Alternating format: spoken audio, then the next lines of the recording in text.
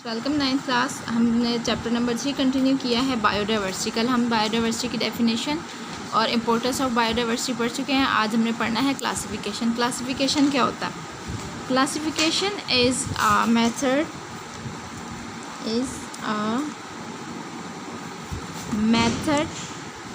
By which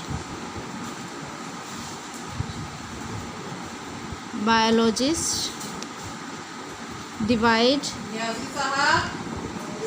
organism into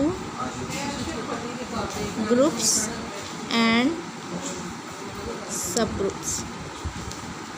अगर हम living organism की बात करते हैं तो लिविंग ऑर्गेनिज़म बहुत सारे हैं। बर्ड्स हैं, एनिमल्स हैं, ह्यूमंस हैं, माइक्रो ऑर्गेनिज़म्स हैं, प्लांट्स हैं, बहुत सारे लिविंग ऑर्गेनिज़म। तो अगर हम इन सब लिविंग ऑर्गेनिज़म को इकट्ठे स्टडी करते हैं तो ये क्या हो जाता है, बहुत मुश्किल हो जाता है इन्हें स्टडी करना। इसलिए फिर क्या किया साइंटिस्ट ने, लिविंग ऑर्गेनिज़म को डिफरेंट, जैसे बर्ड्स में क्लासीफाई कर दिया, एनिमल्स को सेपरेट कर दिया, प्लांट्स को सेपरेट, ह्यूमन सेपरेट और माइक्रो ऑर्गेनिज़म्स सेपरेट कर दिए गए। ठीक है, तब ये जो क्लासिफिकेशन की गई थी, एम ऑफ क्लासिफिकेशन क्या था? क्लासिफिकेशन का एम क्या था? To determine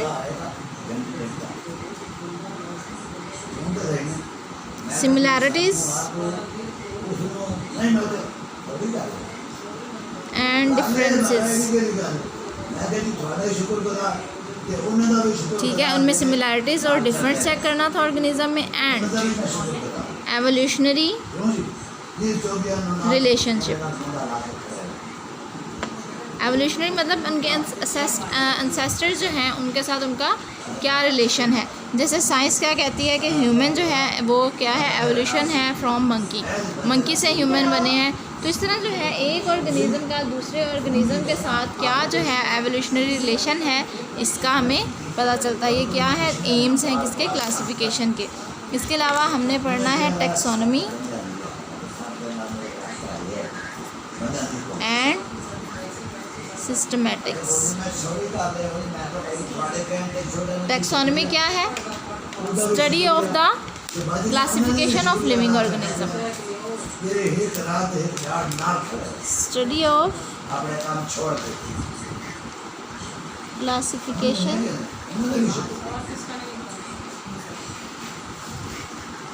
living organism. ठीक है, अब टैक्सोनॉमी क्या है? It is also the study of classification but with evolutionary aspects. Next है बेसिक्स ऑफ क्लासिफिकेशन। तो क्लासिफिकेशन की जो बेसिक्स हैं वो क्या थी? Similarities and difference in characteristics and difference. Organism में सिमिलैरिटीज़ और डिफरेंसेस, एवोल्यूशनरी हिस्ट्री,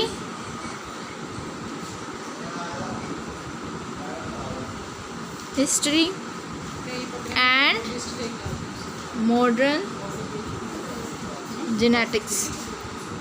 इन बेसिस पे जो है क्या किया गया, क्लासिफिकेशन की गई। नेक्स्ट है टैक्सोनॉमी हायरार्की। टैक्सोनॉमी हायरार्की क्या है? जो ग्रुप्स बनाए गए हैं ऑर्गेनिज़म को क्लासीफाई करने के लिए, जो ग्रुप्स बनाए गए हैं उन्हें क्या कहते हैं? टैक्सा कहते हैं। ठीक है, टैक्सा कहते हैं। और ऑर्गेनिज़म की क्लासिफिकेशन को कहते हैं टैक्सोनॉमी कैटेगरीज।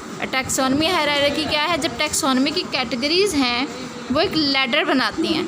ठीक है, जो क्या बनाते हैं, जैसे सबसे जो है ऐसा ग्रुप जो सबसे बड़ा है, फिर उससे छोटा ग्रुप, ठीक है, स्मॉल देन स्मॉलर।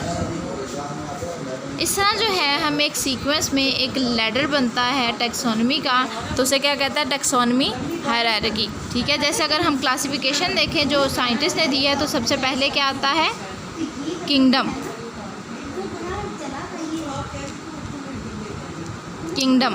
ठीक है, देन जो है फाइलम।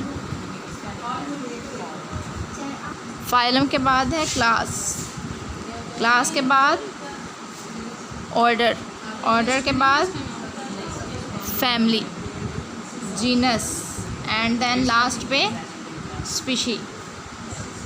ठीक है, तो ये क्या है, टैक्सोनॉमी हायरार्की। सबसे पहले ऑर्गेनिज्म जो है वो किंगडम, देन फाइलम, क्लास। जैसे अगर हम एक स्टूडेंट हैं तो उसके लिए हम सबसे पहले उसकी पहचान हम कैसे करते हैं, उसका स्कूल के बाद सेक्शन के बाद हमने जो है देखना, स्कूल के बाद क्लास के बाद सेक्शन के बाद जो है हम देखते हैं सब्जेक्ट डिफरेंस, साइंस है या आर्ट्स है।